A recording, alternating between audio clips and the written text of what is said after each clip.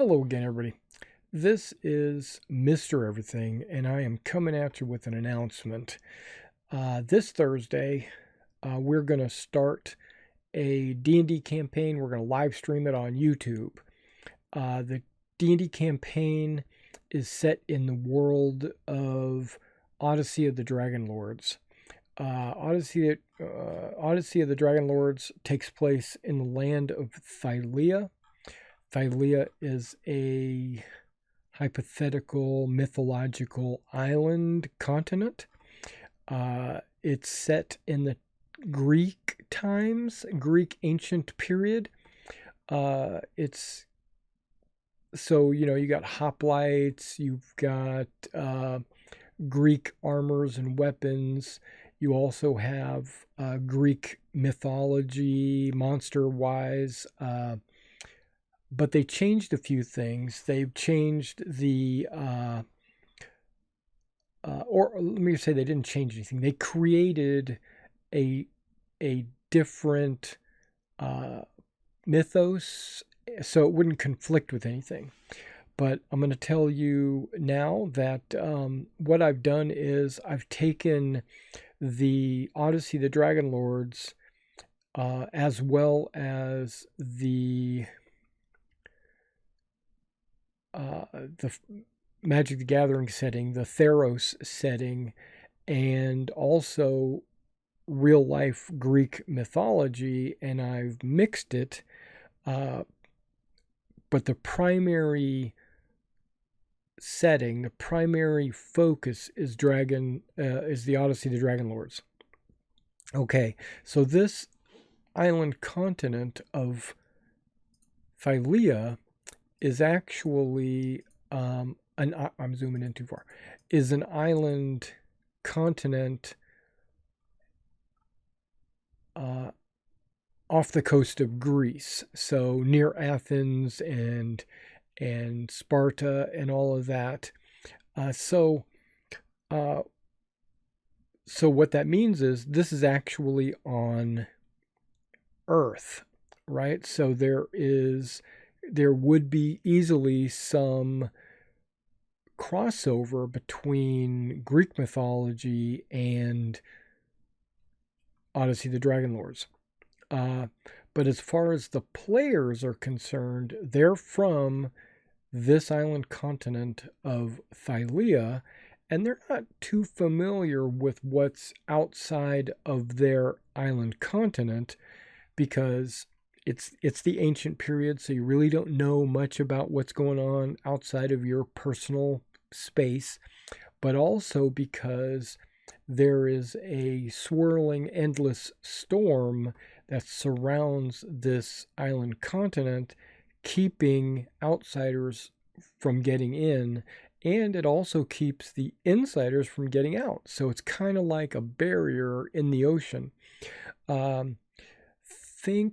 Also, you could kind of think of a couple of different examples of something similar to this would be like Monster Island or Kong Island, where King Kong was hard to find. Even in the modern era with satellites and stuff, they still couldn't find the island because it was shrouded in magic. And there's also where Wonder Woman comes from. You got Themyscira or whatever. That's also protected by a magical invisibility cloak or whatever. So it's very similar to that, but it's on Earth. It takes place in the ancient times, pre-BC. So you're going to say maybe 500 to 1000 BC, but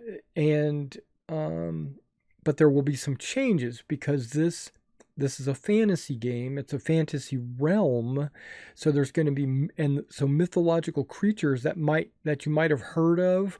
Let's say in Greece where Hercules and all that was taking place, like a Pegasus. Where did it come from? Well, it might have come from this island, or minotaurs, or or centaurs and all that stuff. All those legends, right? The Odyssey and all that. Okay, well, let's back up. I wanted to make an announcement and let you know that we are going to be running this game every Thursday night. We're going to start the game around 5 o'clock Central Time. So that's 6 o'clock Eastern. Now, unfortunately, that's like 3 o'clock Pacific. But we're going to play up until about 10 o'clock Central. So that would be, of course, 8 o'clock Pacific or 11 o'clock Eastern. But we're going to play every Thursday night, unless we have to adjust for specific schedules or what have you, like we just did with Thanksgiving and Christmas and New Year's. They just all happen to land on Thursdays, or at least some of the eves, like Christmas Eve was on a Thursday or what have you. So but all that's over with. So we're going to play on Thursday nights. We are going to be streaming it on YouTube and YouTube only. So it's going to be a YouTube exclusive. I do have a couple of things that I would like to ask the audience, and I'll rehash this again throughout the campaign. I'll mention it, but I'm the one running the game. I'm not going to have my camera on.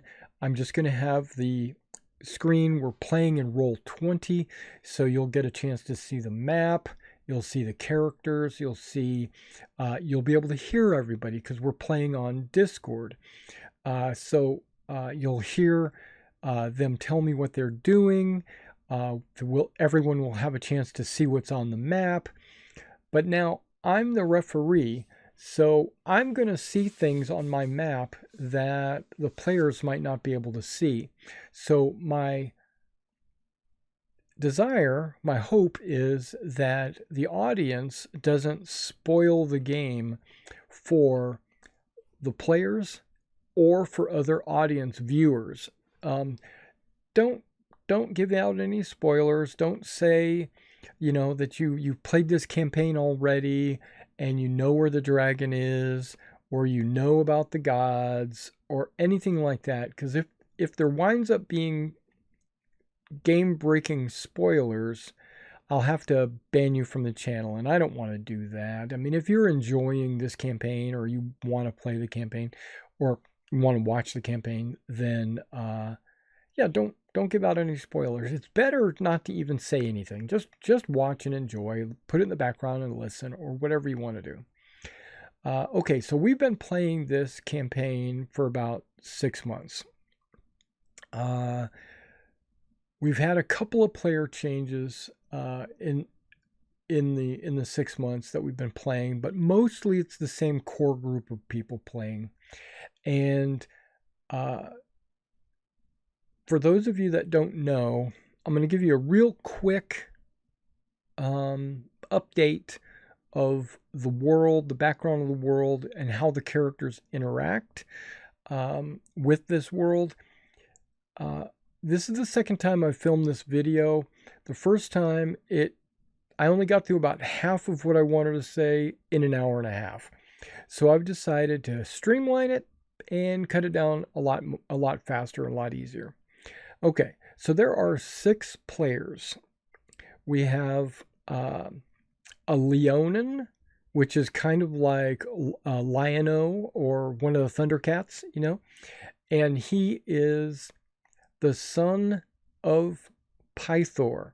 Pythor is one of the gods, and basically he's the warrior god, and he has a lot of children with mortals, and he happened to have so Andromaca is a Leonin, and he's a hoplite warrior. So basically he's a fighter. So he's following in his father's footsteps. Okay, we have Scrufflebutt, Electo.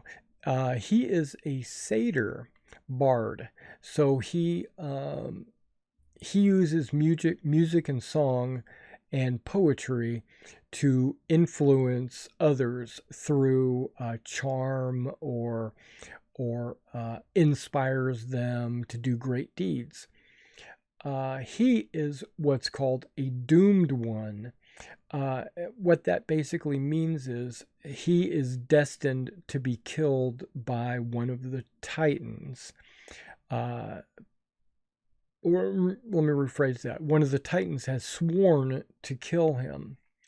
I think we have two doomed ones, actually. But we've got another player, Laurentius. Laurentius is a nymph, a mountain nymph, archer, ranger type.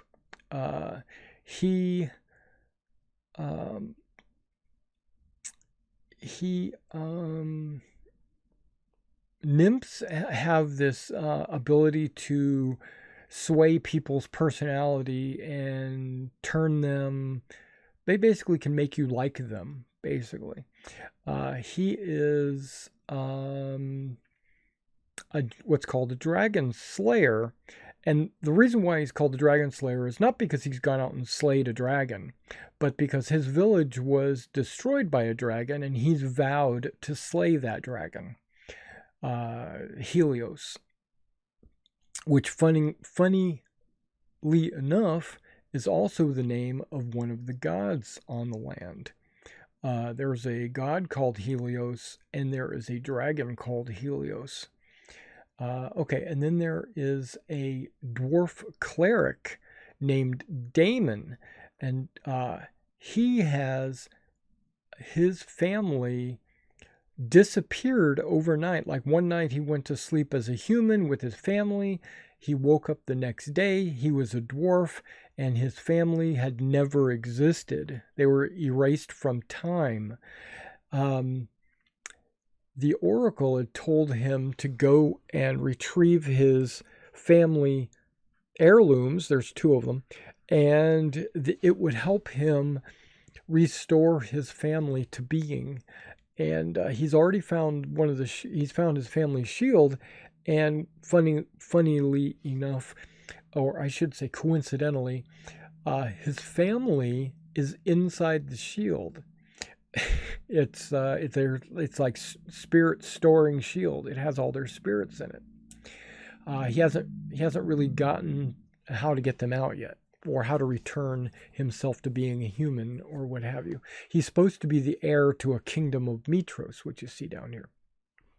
Pythor is the king of Estoria up here. Okay, there is a place called the Aresian Peninsula down here with Aresia.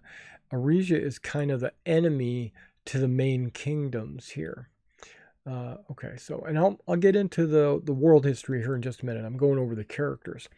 There is another character named Ptolemy. Ptolemy is a paladin of Pythor. So he has worked in the palace of Pythor as like a guard and a worshiper of Pythor, and he has the abilities of a paladin, and he's devoted to Pythor. Now his background is, I can't remember what it's called, but basically he maybe Dragonlord, Lost One. No, it's not Lost One. Dragonlord? Something. He's supposed to restore the order of the dragons. So he's also a Lost One. Or he might also be a doomed one. I thought he was doomed as well. I'm getting my story mixed up, and I'm sorry. It'll come out Thursday when you come and watch. And then there is a sixth character. I'm trying to remember who my sixth character is. I'm going down the line. I've got a wizard in the group. Cadmus. He has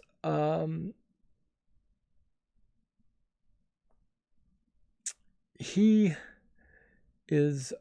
studied in the Academy of Mythos. There is a wizard's academy there.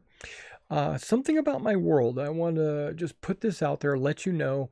I'm a kind of an old school gamer. I've played first edition D&D. I've played pre-first edition D&D. I played D&D when Elf was a class. I also played D&D when like 7th level was the max you could be as an elf. Which we're playing 5th edition now, but I've played D&D for a long time, and I'm stuck in some of my old ways, and one of them is paladins have to be good. They don't have to be good. They have to be lawful characters. They can be good or evil, because you could have an evil paladin. That's fine. But they have to be lawful because they're following a strict code of their god. They're following the strictures of their god. So, and which implies, and let me go on to the next step, to be a cleric or to be a paladin, you have to have a god. You cannot be a paladin without a god. I know in 5th edition they've got paladins that could be, vengeance, or they've got paladins that just get their powers from themselves, or, and that's not, I don't allow that. It's got to come from a god. And when it comes to magic, I know that there are like 3 types of spell users. You've got sorcerer, and you've got warlock, and you've got wizard, right? Well, I can't get past the fact that one of them uses mana points, and the other one has to swear a pact with the devil or some kind of other being. And in my opinion, if you do that, you're a cleric. You're not a warlock. Warlocks are nothing but evil clerics, because they have a deity that they're getting all their powers from, and whatever. So basically, long story short, warlocks and sorcerers are NPC classes. They're not for the PCs. All my PCs must be good characters. Why? Because I don't want to have evil players running around with good players disrupting the story or the campaign. The whole idea behind this campaign is the players are summoned to do a specific task, and these characters would not have been summoned if they wouldn't work well with each other. So it's not that I don't think an evil campaign would be pretty cool.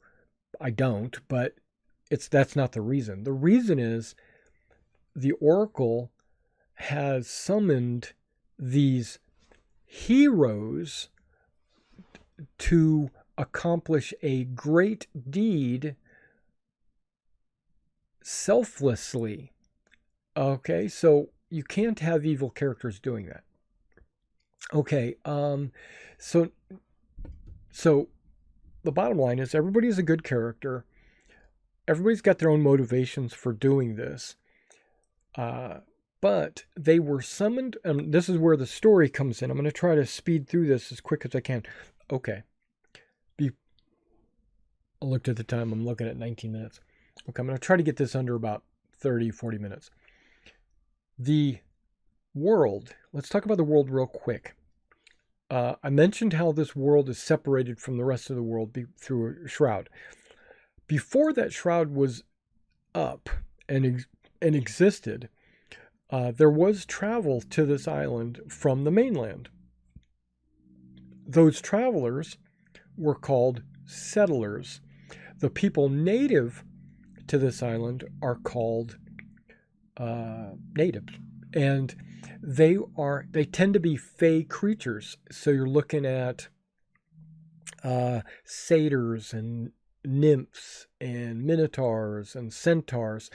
Those Gigans, Cyclops, stuff like that. Those were the natives. And then the settlers came and there was peace. They established their own colonies, their own settlements. And then, but they weren't really allowed to farm. They weren't really allowed to go into the forest. They weren't allowed to go anywhere or do anything because all that other territory was owned by the natives. So basically, they were feeling a little bit constrained. So there was some tension, not a whole lot, but there was some tension. From the mainland came these heroes called Dragonlords. They rode in on dragons, and they befriended her, and that's the name of the campaign, Dragonlords. So they flew in, and they immediately befriended the settlers because they're also from far away, and found out about their plight, and so they convinced the settlers to expand anyway. And so once they did that, the fey creatures started to fight back, and then in so doing, a war erupted between the fey creatures and the settlers. And the Dragonlords were part of that. Now, because the Dragonlords were pretty powerful with dragons, the settlers were starting to win. So in steps the local gods. There was two of them. You had the Sidon and Lutheria. Sidon is the god of storms and the sea. And then there's Lutheria, which is the god of death and dreams. And they're brother and sister, husband and wife. And they sided with the fey creatures, which is their people. This is their island. So they were the children of Phylea. Okay. So they immediately start to win, because when you've got a god on your side, you're going to win. And so the Dragonlords were starting to lose. Then out of nowhere, new gods started to appear, and there were 5 of them, and they balanced the war out. So then it became a slugfest, and there were casualties on both sides, so much so that the gods and the titans had got together and they swore an oath of peace.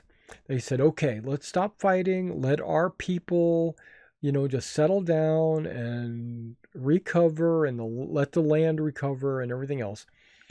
And so they vowed to have peace for 500 years. Okay, now in that time, yes, there's been skirmishes, there has always been tension, but pretty much everybody worships all 7 of them. So you've got the 5 gods. Well, actually, Mythos was one of the 5 gods, and she died during the war, and so that's why they renamed the largest settlement to Mythos. But the other 4 gods, Pythor being one of them, Vulcan being the god of the forge, Valis, a god of wisdom, and Kyra, which is the god of mischief and bards, had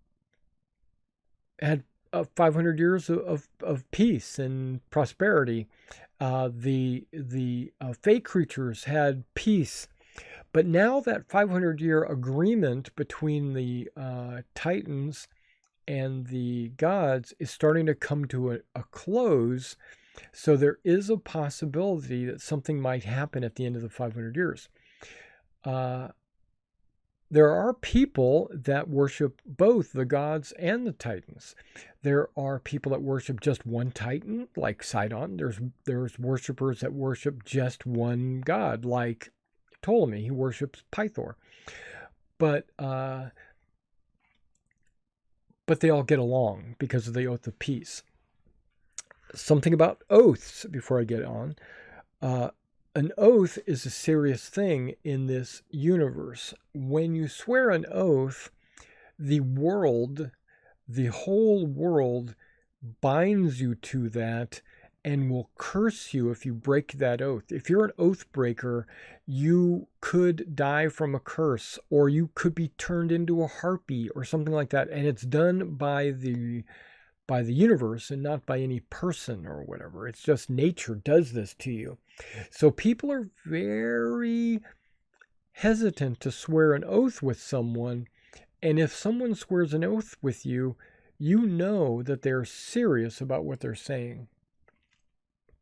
Okay, so this is what happened. And I'm going to try to, again, speed this up a little bit. The players meet at a tavern in the wilderness called the Sour Vintage. They're asked by a bard, also named Kyra, to kill a boar to prove that they are the chosen.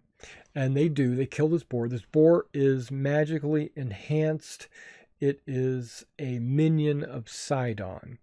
So they kill it, and they come back, and Kyra says, okay, let's go talk to the Oracle. The Oracle summons you. They talk to the Oracle, and they find out their personal quests that will help them get closure on their own personal background quests. Because the players have the overarching quest to save the universe. The Oracle expresses this to them, that at the end of the 500 years, the Titans are going to lash out at the gods. There's going to be a big war. The world is going to be destroyed. You are the chosen of the Oracle. You need to save the universe by defeating the Titans. So that's the main overall theme of the campaign. But each player has their own personal background and their own agenda to try to get resolved. And the Oracle gives them all clues on how to do that. Okay, so moving on, there were 3 trials, the Necropolis, the Mossy Temple, and the Mithril Forge, which they had to accomplish they had to accomplish at least 2 of them, but the players actually accomplished all 3 of them. The Mithril Forge is a location that the dwarves can use to make magic items. The Mossy Temple, they found out, was a place where there was a tree that had a dryad in it, and it was chopped down by one of the early Dragonlords to make a ship called the Ultros. And then in the Necropolis, they were supposed to recover a magic item, but remember, one of the curses of the land is crypt robbing or tomb robbing. If you rob a tomb, you will wither away and die, mainly because you cannot keep any food down. So that's a problem. But when they went in there, this is a tomb full of old generations of Dragonlords. There was probably 15 to 20 tombs in there, and one of them was from Xander, and they were able to get Xander's axe, mainly because when they were able to get to Xander's sarcophagus through all the traps and the Minotaur and everything else, he gave it to them. And by giving it to them, the curse was not in effect. Okay, and then they also, in one of these situations, I think it was the Mithril Forge, Kyra the bard, has been accompanying these players, recording their deeds and providing inspiration, and as bards do. And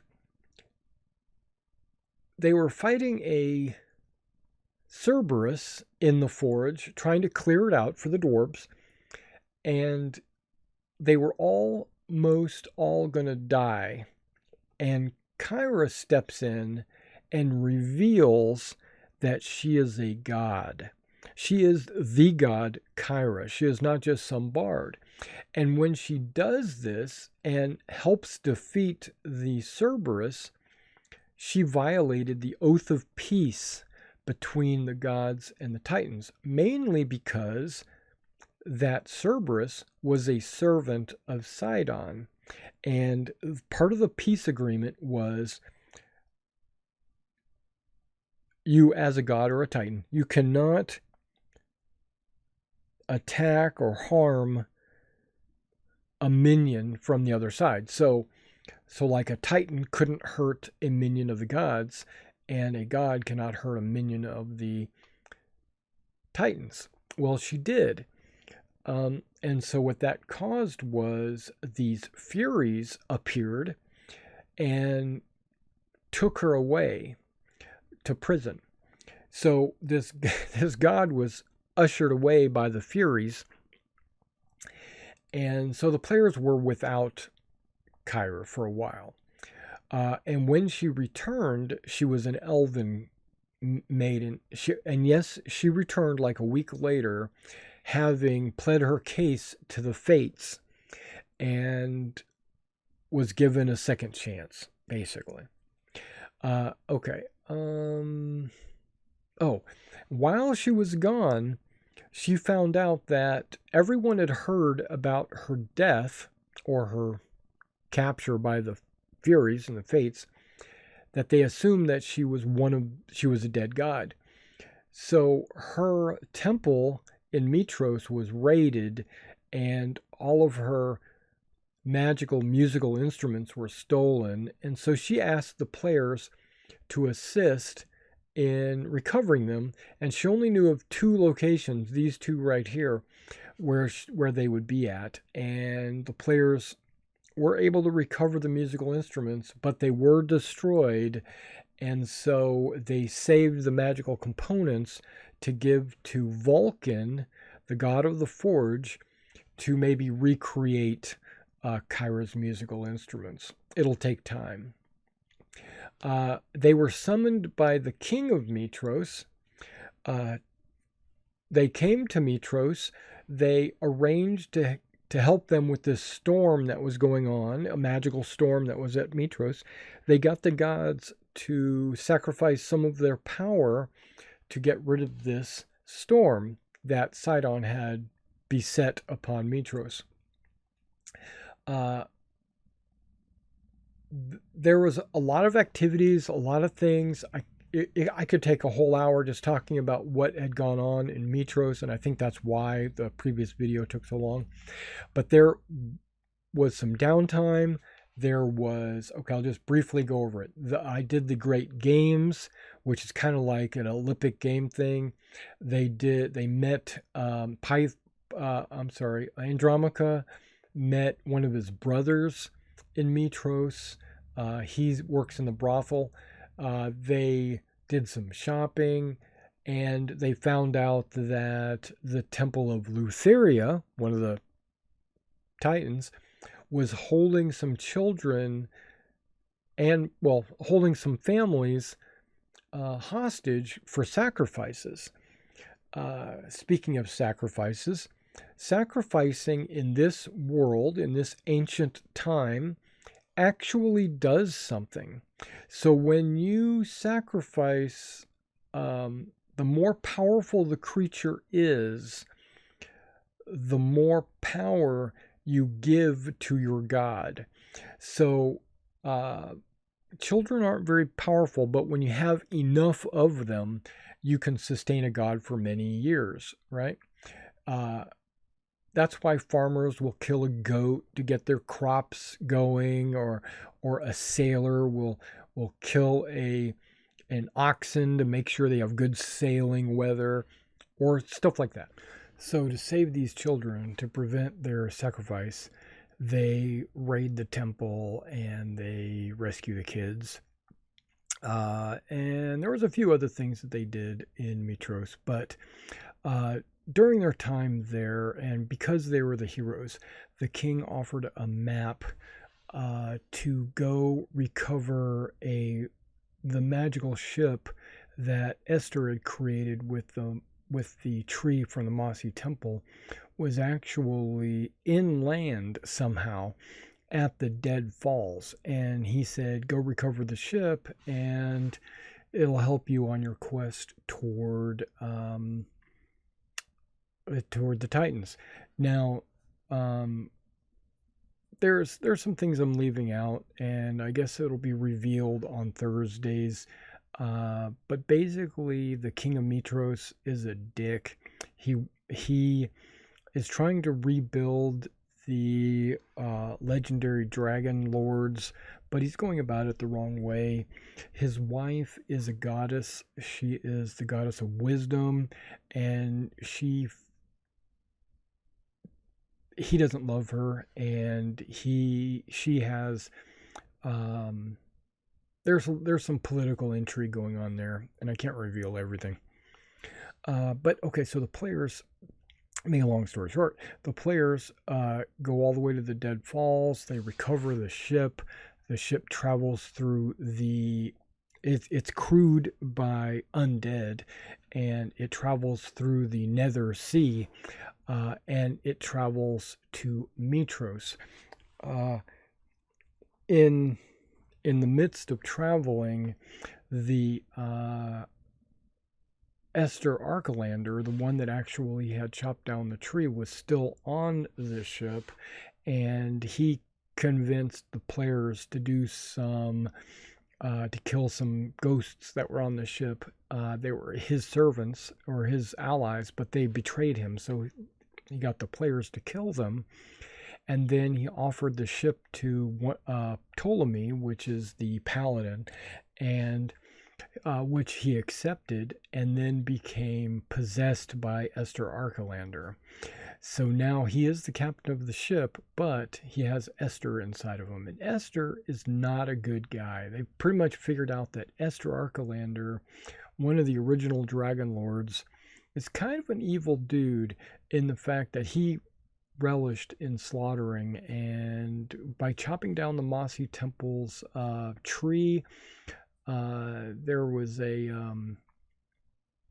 basically was the ends justify the means kind of guy.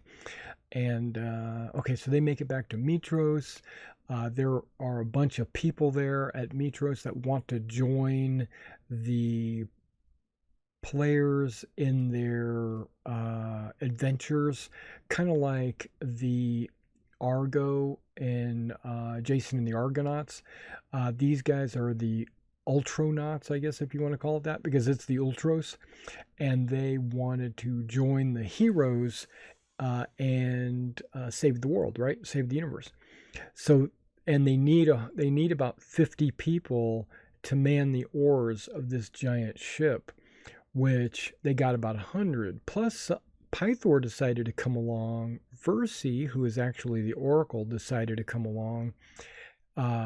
Kyra's coming along, of course, and a couple of other NPCs that they picked up along the way. And so the first place that they decided to travel to was this island here called the Island of Yonder. Island of Yonder is a location that Gaius, he is the commander of the Sidon soldiers that were in Mythos. He is the leader of the order, and he went to the Island of Yonder to study or do something, and he has a silver dragon that he flies. As well as some of the players were told if they go to the Island of Yonder, it'll be the next step towards accomplishing your goals. So they went there, they killed Gaius, they killed the garrison that was there, and they basically looted the library. Actually, they left most of the books and scrolls on the shelves because there was no way that they could carry it all. And one of the wizards from Mythos was also at the Isle of Yonder because there's a big library there. And he offered his services to the players and said, you know, if you take me along, I'll help you out. They kind of mistrust him a little bit because he's got a demon with him. He's got a Mezzoloth, and he's also, yeah, I don't know. He was working with Sidon, or not Sidon, but Commander Gaius, but now he's not. So they have a little suspicion of him. They also needed to go to the Isle of Yonder because Gaius had in his possession a gear that they have to put into their sextant so that they can navigate the sea. And the sea is down here. They can navigate the Gulf, no problem, but if they wanted to go down here to the sea, they would need the gear and the sextant. And they were able to retrieve that. But funnily enough, again, I say that, the gear wasn't in Gaius's possession. It was in Chandras's possession, Chandras being the wizard. There was also a couple of prisoners that they rescued there, and those two prisoners were both from Greece. One of them shipwrecked here on this island, and they just picked him up and locked him up because, you know, they're Poseidon worshippers. And then the second one crashed an airship, and he was the only survivor.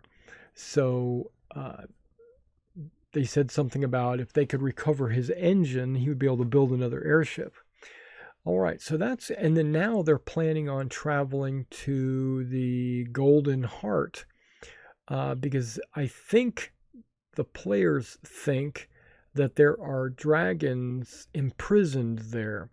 They've received a lot of clues and they're trying to piece it all together, but they want to rescue the dragons because they've heard that the remaining dragons are imprisoned there. And one of the players, Andromaca, his mother was kidnapped by a green dragon, Hexia. So maybe she's there. I don't know. But that's what we're going to do Thursday, is they're probably going to travel to the Golden Heart. And they're planning on going to Mythos and traveling to the Golden Heart. It'll take them about a week to do that, and they're going to use that time as downtime. And I said that they could do that. You can use the travel time as downtime. So they were going to use that as downtime so that they can level up. And so they're going to be 6th level. All right, guys, so if you want to join us, remember, it's going to be Thursdays at 5 Central. I'm thinking about disabling chat, but I don't want to do that. So I'm gonna leave chat on. I'm just gonna ask the players not to go to the chat and read it, and then I will maybe in the coming future, maybe the week after or the week after that, I'm gonna enable super chat so that you can support the channel and that you can influence the game. I'm gonna come up with a way where players can give divine inspiration to the players through super chat or the monsters. They could help the monsters out, or they could help the players out, modify some die rolls and stuff like that. So I'm going to figure out some way to get that working, but right now there's no super chat. All right, and so we'll see you Thursday, and I'll catch you next time.